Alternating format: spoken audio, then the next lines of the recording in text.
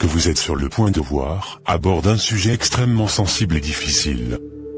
Cette animation présente des scènes inspirées des réalités actuelles en Côte d'Ivoire.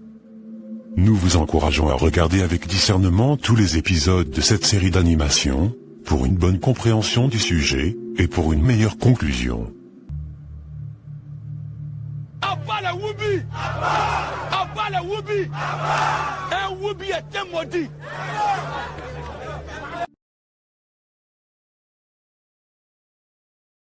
Dimitri, j'ai vu ce que Monsieur Léopold a mis dans votre boisson. Ils ont l'intention de vous droguer pour vous manipuler. Vous devez partir d'ici immédiatement.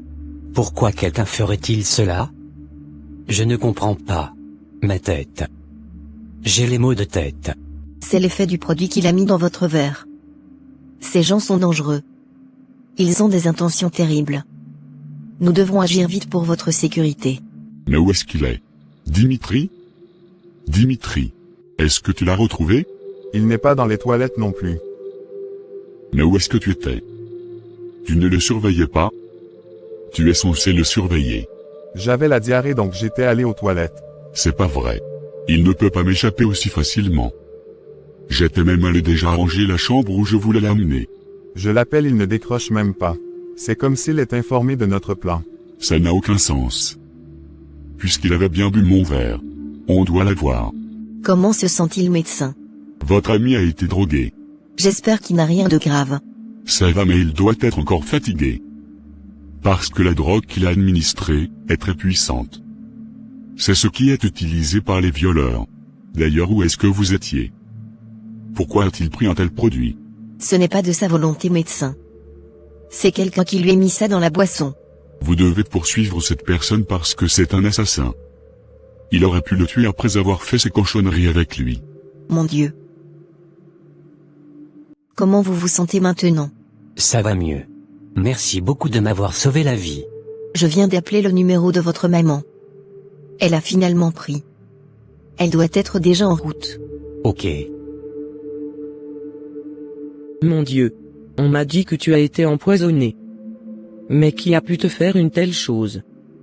Hein? Calme-toi, maman. On en parlera après. Je vais me calmer comment? Quelqu'un a essayé de t'ôter la vie, et toi tu me dis de me calmer? Tu es toujours là à apprendre les choses à la légère. Tu penses qu'être chrétien t'épargne de tout?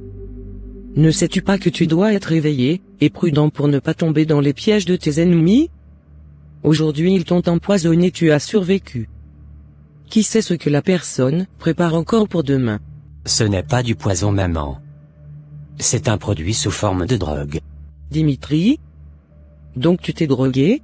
Où est le fils que j'ai éduqué? Qu'est-ce que j'ai fait pour mériter cette humiliation? Mon fils se drogue. Mon Dieu. Non, ce n'est pas ce que tu crois, maman. Ah? Quand on dit qu'au tu dis ce n'est pas ça. On dit qu'à tu dis ce n'est pas ça. C'est quoi au juste? Monsieur Dimitri, il faut que vous avouez tout à votre mère.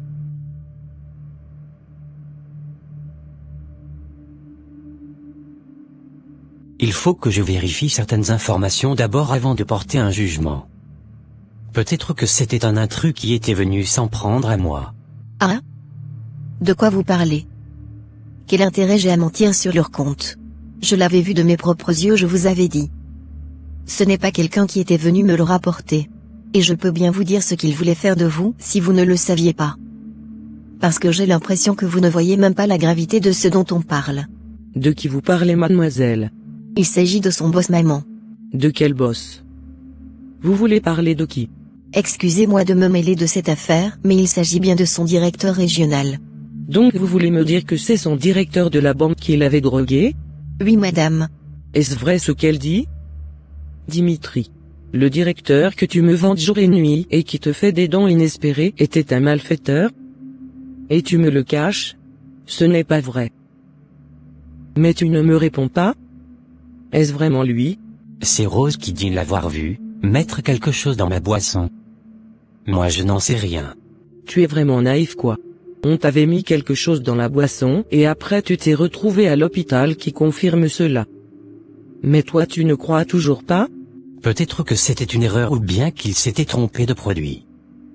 Parce que je ne sais pas quel intérêt mon patron aura en me droguant. Tu ne crois toujours pas, c'est ça? Ils voulaient te droguer afin de coucher avec toi. Ils allaient se réunir pour bien te mougou. Sacrilège. C'est une abomination. Qu'est-ce qui te fait croire cela? Es-tu dans leur tête pour savoir ce qu'ils voulaient faire? Hein? Mon patron ne peut jamais faire un truc aussi ignoble. Il n'est pas sectaire ni ritualiste. Est-ce que tu vas te taire pour écouter ce qu'on te dit au moins? Écoute-moi bien, Dimitri. Moi que tu vois devant toi ici, je fais partie de la même communauté que ton patron. C'est un Wooba. Et un grand prédateur des jeunes. D'ailleurs, toutes les personnes qui étaient présentes à cette fête, moi y compris, sommes tous des Woobis. C'est quoi Woobi dont tu parles? Nous faisons partie de la communauté LGBT. Mon Dieu. Vraiment? Oui, je le suis. Et je connais mieux ton soi-disant patron que toi. Tu étais le seul intrus à cette soirée, donc le jour-là je t'observais de près. Je suis sûr que ton patron te faisait des avances depuis. J'étais vraiment naïf. C'est maintenant que je comprends son jeu. Donc tout a été planifié pour m'avoir. Ils m'ont donné un boulot, une voiture et une belle villa juste, pour abuser de moi. Comment puis-je être aveugle jusqu'à ce point? Voilà ce que je te disais depuis. Mon intuition ne me trompe jamais. Je t'avais tout interdit mais tu as été têtu. Mais je prie non. Rien ne devrait m'arriver de mal. Pourquoi Dieu ne m'avait pas révélé cela? Dieu est ta camarade ou bien? Il n'a plus rien à faire d'autre? Combien de fois ne t'avais-je pas prévenu? Tu penses que Dieu prendra un mégaphone pour venir crier dans tes oreilles?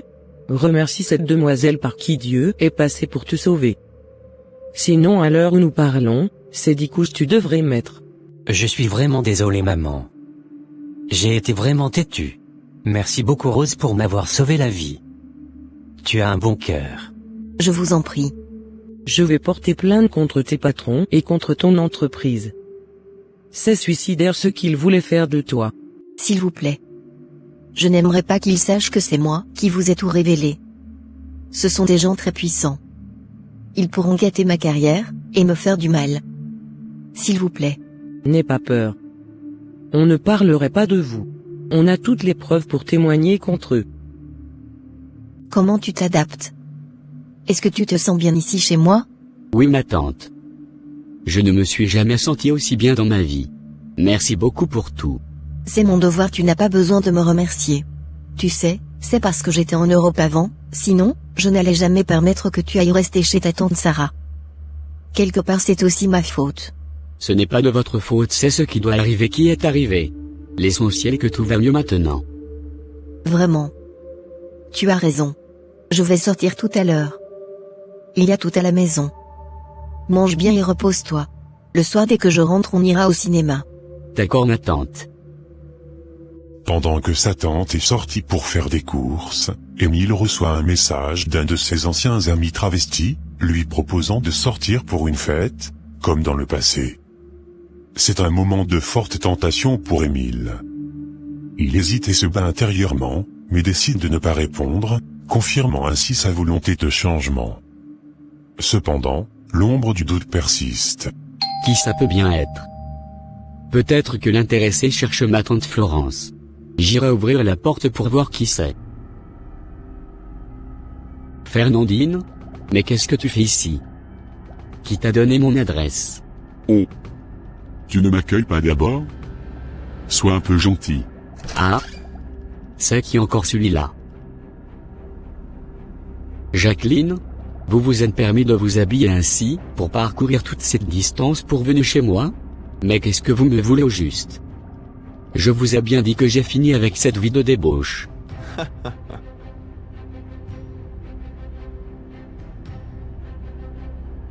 Alors, tu es vraiment sérieux avec cette histoire de transformation? C'est ridicule. Tu sais aussi bien que moi qu'un chien ne change jamais sa manière de s'asseoir. J'étais perdu, mais maintenant j'ai trouvé les lumières. Je ne retournerai plus dans les ténèbres, même si ça te paraît impossible à croire. Cédric? Donc toi aussi tu penses aller avec une femme? Tu me fais trop rire. Non. Je veux aller avec Poulet. Sortez d'ici vite. Tu nous renvoies nous tes copines. On est là. On verra bien jusqu'où tu iras avec ton histoire de guérison. On verra bien. Madame, nous n'avons pas pu recueillir les informations que vous nous aviez demandées auprès de votre neveu. Il nous avait chassés comme un mouton. Vous ne valez pas mieux qu'Émile, tous des voubis sans cervelle. Vous êtes une honte. On ne vous permet pas de nous insulter. C'est quoi ces comportements de sorcière? Qui est votre sorcière? Espèce de garçon princesse. D'ailleurs, payez-nous notre argent. Quel argent? Vous croyez vraiment que je vais vous donner de l'argent pour vos mensonges inutiles? Vous n'avez même pas réussi à ramener Émile à la raison. Tu nous avais dit que tu nous payerais quoi qu'il arrive. Maintenant, on veut notre argent, et tout de suite. Vous n'aurez rien. Qu'est-ce que je viens d'entendre? J'ai bien dit que je ne vous paye rien. C'est ce soir que tu sauras que garçon c'est garçon. On va mal te taper. Furieux, Fernando pousse Sarah, et la situation dégénère rapidement. Une bagarre éclate sous le regard choqué des passants. Fernando et Jacques, bien que travestis, sont physiquement plus forts que Sarah. Ils la rouent de coups pendant que les gens commencent à crier et à filmer la scène. C'est quoi ce bordel? Deux hommes en robe qui frappent une femme? Mais dans quel monde vit-on? Ces gens-là se croient tout permis maintenant. Ce fut une scène choquante pour tous les témoins. Comment deux hommes travestis en femmes pouvaient-ils s'en prendre ainsi à une mère de famille, sans aucun scrupule? Très vite, les vidéos de l'agression se sont répandues sur les réseaux sociaux, alimentant un débat houleux. Mais dans ce climat de tension, qui pouvait savoir la vérité? Était-ce vraiment de la légitime défense ou une attaque gratuite? Mesdames et messieurs, bienvenue sur notre plateau. Aujourd'hui, nous revenons sur cet incident troublant qui fait la une de tous les journaux. Deux hommes, travestis en femmes, ont été filmés en train d'agresser une femme dans la rue. Cette femme, Sarah, est la tante d'un jeune homme au cœur d'une affaire très médiatisée. Quel est votre avis sur cette affaire? Il est clair que cet événement soulève des questions sur la place des voubis dans notre société. De plus en plus de gens semblent inquiets de voir cette communauté gagner en confiance et en visibilité, mais à quel prix? Est-ce que cela les autorise à commettre des actes de violence en pleine rue? Je pense qu'il est important de rappeler que ce genre d'incident ne représente pas la communauté dans son ensemble. Fernando et Jacques ont peut-être mal réagi, mais ils sont aussi victimes d'un système qui les stigmatise constamment. La vraie question, c'est pourquoi ils se sont retrouvés dans cette situation, et pourquoi Sarah les a provoqués en premier lieu. Alors que les opinions divergeaient et que la polémique grandissait, l'incident devint un prétexte pour une guerre sociale. Les citoyens ordinaires se sentaient attaqués, trahis même, par cette communauté qui, selon eux, commençait à prendre trop d'assurance. Les voubis, quant à eux, voyaient dans cette situation un nouvel exemple de discrimination et d'injustice. Et très vite, la tension monta d'un cran dans les rues. Il se croit tout permis. Frapper des femmes, vraiment? C'est la fin de la décence. À bas les voubis. Ces voubis ne respectent plus rien, pas même nos lois. Il est temps de les remettre à leur place. À bas les voubis. Reculez, restez calmes, sinon nous interviendrons. On ne peut pas laisser cette agression devenir une excuse pour justifier la haine. Fernando et Jacques ont peut-être commis une erreur, mais cela ne veut pas dire que toute la communauté doit en pâtir. L'incident entre deux travestis et une femme dans notre ville continue de diviser. Aujourd'hui, des centaines de citoyens sont descendus dans les rues pour exprimer leur mécontentement face à ce qu'ils perçoivent comme une montée de la violence chez les membres de la communauté Woubi. D'un autre côté, des défenseurs des droits des minorités demandent que justice soit rendue de manière équitable, sans stigmatisation. L'affaire prend donc une tournure nationale, et la ville semble au bord de l'implosion. Ce qui n'était au départ qu'un simple conflit de rue est devenu une affaire d'État. Les médias s'enflamment, les citoyens sont divisés, et chacun y va de son opinion. Mais au milieu de ce chaos, qui se soucie vraiment de la vérité? Les voubis sont-ils vraiment coupables de tout, ou sont-ils, comme souvent, les boucs émissaires d'une société en mal de repère? Une chose est certaine, cette histoire est loin d'être terminée. Ce sont des maudits. C'est du n'importe quoi. Bonne arrivée monsieur, que puis-je pour vous? Nous avons de nouveautés. Tu es une femme ou un homme? Quelle est cette question? Vous êtes un agent de renseignement ou quoi? Pourquoi es-tu comme ça? Tu ressembles trop à une femme. Ah, Akoba, vous m'avez vu en jupe, ou maquillé pour me comparer à une femme? Tu es très efféminé. Et tu n'as même pas les barbes. N'est-ce pas un Woubi qui est là comme ça? Garçon qui n'a pas de barbe et qui vend, c'est un Woubi. Exactement. C'est quoi le problème avec vous-même? Frappons-le.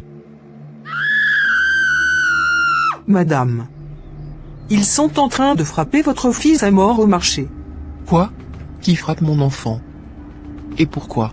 Les gens se sont attroupés sur lui, disant qu'il est un Woubi. Mon Dieu. Où est-ce qu'ils sont? Vous allez regretter ce que vous avez fait à mon fils. Vomodia. Un enfant que j'ai porté dans mon ventre pendant 10 mois de souffrance? Vous veniez le frapper sous prétexte qu'il est Woubi. C'est vous qui le nourrissez? Saviez-vous les sacrifices que j'avais endurés et que je continue d'endurer jusqu'à aujourd'hui? Vous allez me le payer très cher. Vous n'êtes que des méchants et des sorciers qui cherchaient des alibis pour attaquer l'enfant des gens. Regardez comment ils ont défiguré mon fils. Comment va-t-il, docteur? Votre fils n'avait pas pu supporter les douleurs qu'ils lui ont infligées. Qu'est-ce que vous essayez de me dire, docteur? Nous avons malheureusement perdu votre fils. Ce n'est pas vrai. Où est ton fils? Il n'est pas dans sa chambre. Non. Il s'est encore travesti pour sortir sûrement. Je n'en sais rien. Nia nia nia. Tu fais comme si tu n'es pas complice de ce qu'il fait. Pardon, je n'ai pas envie de me quereller ce matin. Je suis venu t'informer que la population s'irrite contre tous les Woubis, et spécialement les hommes qui font comme filles dans la rue. Ils veulent les tabasser. Quoi? C'est vrai ce que tu dis? Oui. Et quelque chose me dit que notre fils sera impliqué dans cette affaire de bagarre. Quelle bagarre? Apparemment 2 hommes travestis ont tabassé une vieille dame à mort aujourd'hui selon les rumeurs. Ils sont en train de tabasser les gens. Donc je t'informe. Débrouille-toi pour chercher là où il est. L'opération Zéro Woubi se prépare parce que trop c'est trop dans ce pays. Moi je m'en vais.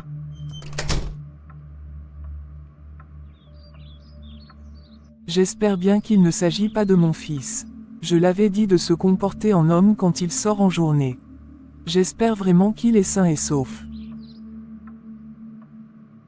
Mesdames et messieurs, nous sommes réunis aujourd'hui pour examiner des affaires de la plus haute gravité, mettant en cause des actes qui ont non seulement violé les lois de notre pays, mais également les principes fondamentaux de notre société.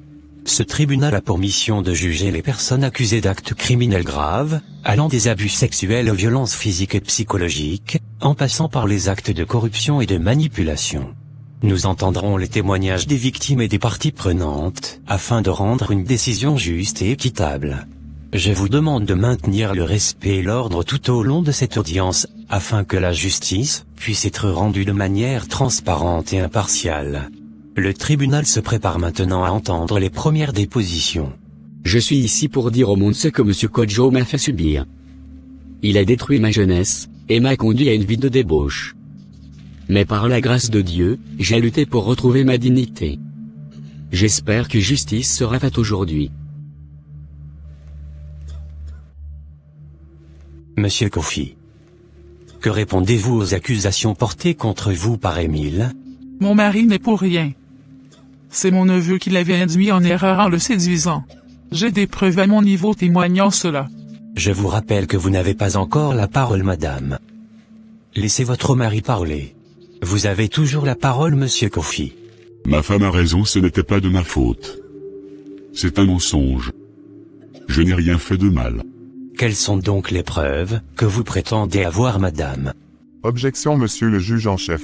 La femme de l'accusé n'a non seulement pas le droit d'intervenir sans autorisation, mais en plus elle ment parce qu'elle est aussi complice de tout ce qui s'était passé. Elle a payé des gens pour aller manipuler le jeune Émile afin d'avoir les informations contre lui. Ce qui prouve qu'elle était bel et bien complice de tout.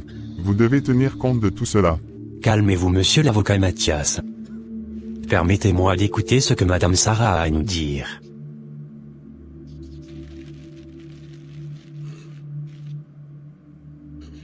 Allez-y, madame. Émile était maudit depuis le ventre de sa maman. C'est lui qui a tué ma petite sœur. Je dis cela parce que, quand ma sœur était enceinte d'Émile, ma sœur et moi étions allés chez un visionnaire parce qu'elle souffrait énormément. C'est là-bas que le voyant nous faisait savoir qu'elle portait un enfant maudit, qui brisera les foyers des gens y compris mon propre foyer. C'est ce qui s'était finalement arrivé. Objection la cour. Cette dame ment encore une fois. Sa sœur était une chrétienne fervente qui ne fréquente pas les voyants. Secondo, elle était morte suite à un accident médical survenu lors de son accouchement. Nous avions des preuves où l'hôpital avait attesté être responsable de cette erreur médicale. Ah? Est-ce votre sœur? Est-ce que vous maîtrisez la vie de ma propre famille plus que moi? Je ne vous permets pas de venir raconter de n'importe quoi ici. J'atteste ce que ma sœur dit. Émile est un enfant maudit ayant causé la mort de notre sœur. Malgré sa malédiction, ma grande sœur Sarah a eu l'amour de le prendre chez elle pour l'éduquer et le nourrir. Mais voilà ce qu'il a fait au mari de sa tante. C'est un ingrat. De toutes les façons c'est un loubi, et nous ne voulons plus d'eux dans ce pays. Vous n'avez pas encore droit à la parole, monsieur. Et je tiens à vous rappeler que votre neveu est déjà délivré. Calmez-vous monsieur l'avocat. La Cour a pris en compte l'intervention de chacun. Nous allons en tenir compte. À présent nous allons inviter respectueusement la mère de Aïcha et le père de Moussa, pour venir confirmer leur plainte devant la Cour, et s'ils ont un avocat, qu'ils se préparent. Merci.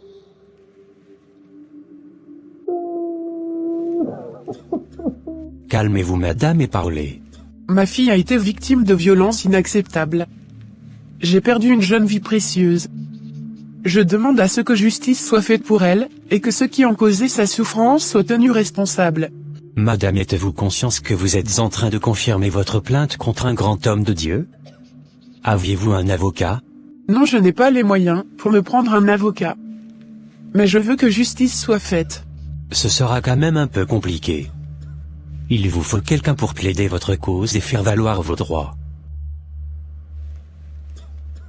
S'il vous me le permettez votre honneur, je suis le père du petit garçon qui a été abusé par le même imam. Je me porte volontiers pour non seulement défendre mes propres droits, mais aussi attester les témoignages de cette dame en pleurs et en souffrance. Êtes-vous sûr de ce que vous dites? Oui monsieur. Cet homme porte juste le titre d'homme de Dieu pour profiter de l'innocence de ses fidèles et pour abuser de leurs enfants. Il a détruit la vie de mon garçon. Il prend une nouvelle femme chaque année et ce sont toujours les jeunes filles de moins de 15 ans. Il abuse d'elles sous prétexte qu'il entretient d'intimité avec elles. Tenez-vous bien. Chaque année soit il perd une femme, ou je dirais plutôt une de ses filles, et il la remplace automatiquement par une autre moins âgée que la précédente. Il a lui seul plus de 10 fillettes, comme femmes dont beaucoup sont déjà devenues mères et qui ne vivent plus sur son toit. Objection votre honneur. Cet homme ment sur la tête de mon client. L'imam est innocent de toutes les accusations. Les allégations contre lui sont des mensonges. Tout d'abord madame Naomi ici présente avait bien pris la dot de sa fille. Ce qui justifie qu'elle appartient désormais à l'imam. Elle est bien sous l'autorité de ce grand homme. Ensuite l'imam continuait de payer la famille de Aïcha jusqu'au jour d'aujourd'hui. Vous voyez vous-même que c'est un accord bien établi entre l'imam et la famille de la jeune fille, n'est-ce pas? Nous n'avons normalement pas nos mots à dire dans cette affaire. Ce n'est pas parce que la mort est survenue maintenant qu'on doit mettre le tort sur la tête de l'imam. Donc la fille en question est une marchandise? En écoutant ce que vous dites, c'est comme si l'imam l'avait achetée et qu'il avait le droit absolu sur elle. Je vous rappelle qu'elle est issue aussi d'une famille, et cette dernière a également son mot à dire, peu importe le montant que vous leur avez payé. La vie d'un être humain ne s'achète pas. Je suis désolé. Qu'est-ce que vous connaissez de la vie de l'imam et de celle de la famille de Aïcha pour affirmer ce que vous dites? D'ailleurs je me suis renseigné sur vous et j'aurais appris que vous n'êtes plus musulman. Ce qui justifie le fait que vous portez de faux témoignages pour attaquer l'homme de Dieu, dans l'intention de salir notre sainte religion. Quelle sainte religion? Religion des pédophiles, et de polygamie là. C'est ça que vous appelez sainte? Voilà ce que je dis votre honneur. Cet homme a juste l'intention de salir notre image. L'imam n'a jamais abusé des enfants. Nous avons même été jusqu'à l'hôpital où il avait amené le petit Moussa. L'hôpital a confirmé qu'il ne s'agit pas d'abus sexuel mais juste d'une simple déchirure. Et ce n'est pas fini. La propre maman de Moussa a témoigné que son fils n'avait rien eu. Voilà une fois encore les preuves que cet homme était démon. Asia? Est-ce vrai ce que l'avocat de l'imam vient d'affirmer? Tu as témoigné contre ton propre fils? Ils t'ont aussi corrompu comme ils l'ont fait avec l'hôpital, n'est-ce pas? Combien ils t'ont payé? J'ai honte de toi. Écoutez-moi bien monsieur l'avocat défenseur du diable. Vous avez beau payer la conscience de l'hôpital, et celle de ma femme, Mais moi je reste sur ma position aux côtés de Madame Naomi.